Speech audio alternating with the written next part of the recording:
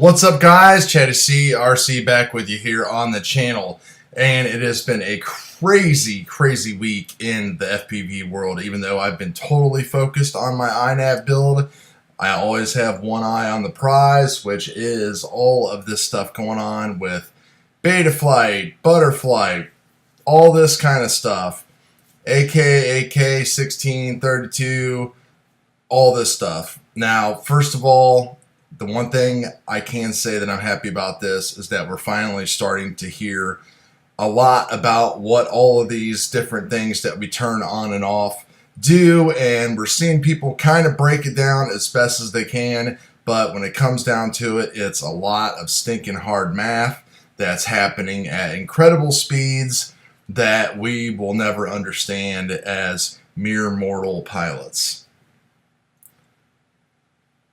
So I'm not quite ready to like flash everything because I just hate going through everything and I don't want to mess up quads that I know that are flying well. But what I have done is I have taken my backup Reverb number 2 and flashed it with Butterflight. So I am going to fly that and see how everything goes. The good thing about Butterflight is it is just a fork of Betaflight. So by simply turning off these commands, I can basically turn off the Kalman filters and go right back to Betaflight.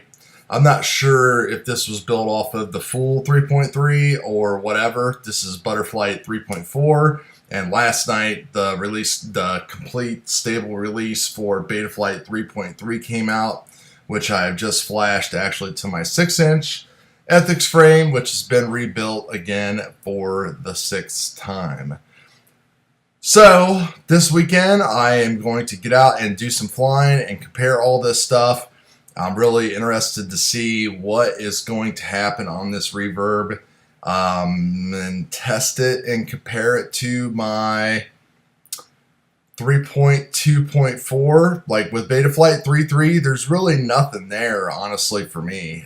These filters aren't going to do a whole lot for me because, and I don't think they're going to do much for anybody, because I'm pretty sure 80 to 85% of the people out there are still running either something completely different than Betaflight / Butterflight, or they are running F4 flight controllers that are at 8K. So you really can't take advantage of the 2-stage filtering and stuff. But hey, we're learning a lot about it and all that kind of stuff. So I've got the new configurators downloaded. You can see that Betaflight's now up to 10.2.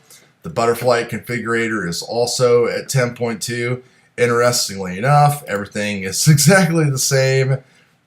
Joshua Bardwell Butterflight videos, you click on that and it takes you right to all of the Betaflight stuff. So when it came to actual documentation, I mean, it's supposedly all this is the same except for like 4 or 5 lines of code, but it's just hilarious. The Butterflight wiki is a great resource found here.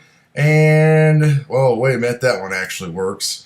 Let me show you RC Group's thread on Butterflight, and takes you right to the Betaflight stuff.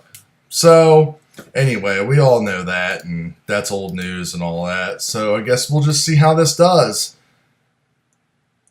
Interestingly enough, they have their own 32K flight controller coming out too.